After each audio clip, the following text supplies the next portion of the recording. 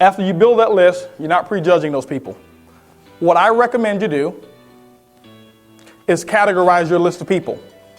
Make a list of people at a distance. So you should have two types of lists. You should have people that are local. That means within a 3-hour drive. That's local. Forget this cross-town stuff. When I was in network marketing, anybody who was in 3-4 hours, we go show the plan to them for a one-on-one. A one-on-one. And we go across town here in Houston, 45 miles, and we're like, man, I got to go way over there to show them the plan. I'll just put them on the website. Now, I'm not saying you can't do that. You know, network marketing in this industry here in technology has made it a lot simpler for us to process more people. But I'm talking about your initial list, guys. When you handle your initial list properly, you can set yourself up to be financially independent, in my opinion. Okay. You have that list of people.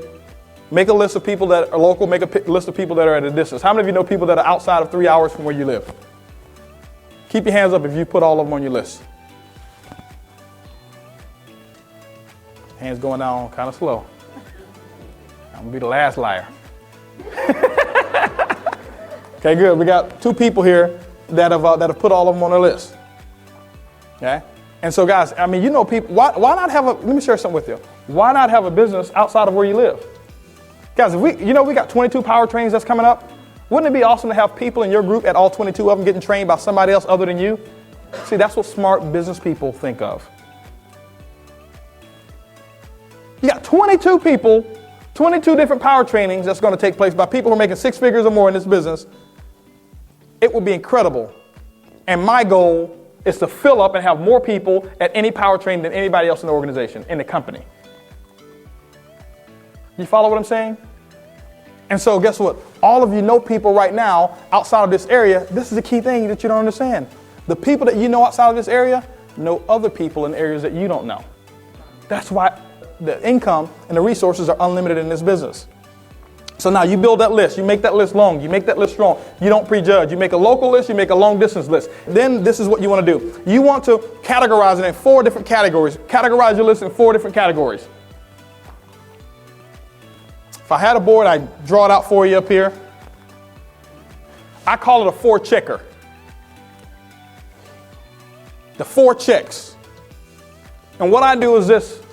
By each person's name, I'm going to have 4 little boxes next to their name. And what I'm going to do is I'm going to categorize those people. Well, what do you mean categorize them? I'm going to say, okay, does this person right here, do they have influence? Do they work in an atmosphere where they have influence with people? Now, let me share something with you. You say, well, that may not be so important. I want you to look at the top income earners in this country. Look at Brad, look at Susan, look at Ron.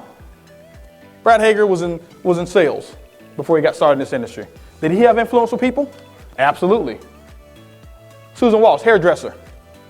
Did she meet people and have influence with them? Absolutely. Ron Goles, advertising. He owned his own advertising firm. Did he have influence with people? A whole bunch of influence with people. People with influence is very important to have on your list. That's why I say a window on my list is worth more than a company giving me $100,000. I'm going to show you how to turn that asset, or the monetary equivalent of $100,000. Now, do they have influence? Is this person a self-starter? How many of y'all think Brad's a self-starter? Or how many of y'all think Brad needs help? You know, his upline to call him. Hey, man, you call your people yet? You coming to the meeting? Coming to the business briefing? Coming to training? No, he's a self-starter. How many of y'all think that, Brad had to call Susan all the time and say, hey, Susan, listen, there's a power training. You need to get registered for it. Or is she a self-starter? She's a self-starter. She was a self-starter before she started making all this money. That's why she made it in a shorter period of time than other people, because you have to unlearn being not a self-starter, and you have to now learn to become a self-starter, and then your income comes. You don't just go from where you are to income. You have to go through a process of change. So I want to start with those people who have those type of characteristics. Now, third is this person coachable, teachable, and trainable? Now, if they have an ego that's out of whack, typically I don't even like them. I don't even want them on my list. But I'll put them on there anyway. They may go out and lead me to somebody else who doesn't have an ego, and they'll quit, and I'll be able to build and work with those people. It's already happened in my business before as well. For some reason, those people just find a way to weed themselves out. Now,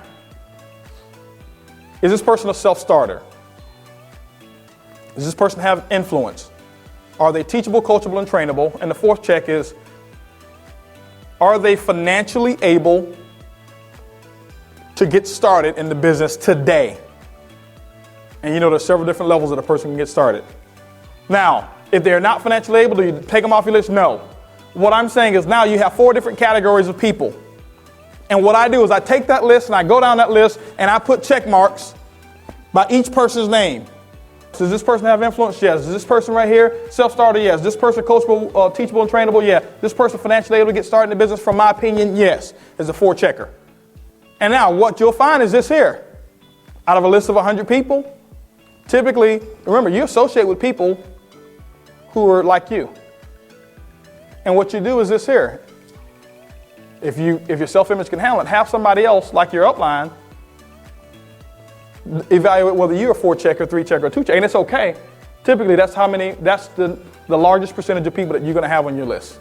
Now, you take that list of people that you've got, and you get with your support member, your support team, your upline.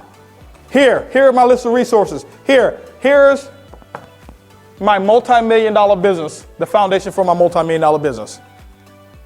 So you've got that list. You made it long. You're not prejudging people. You're not making a decision beforehand on whether they can build a business or not. They're making that decision themselves. You've categorized them. You got a local list. You got a long-distance list. And now you are ready to get started. See, you're focused now. You got a list and you're focused. You got purpose. Don't put names on a list just because somebody said it. Put names on a list with a purpose. Now what your purpose is to sift and sort through that list, and we're going to talk about how to invite the invitation process. This is getting more exciting by the minute. Now's the perfect time to categorize the first 20 people on your list.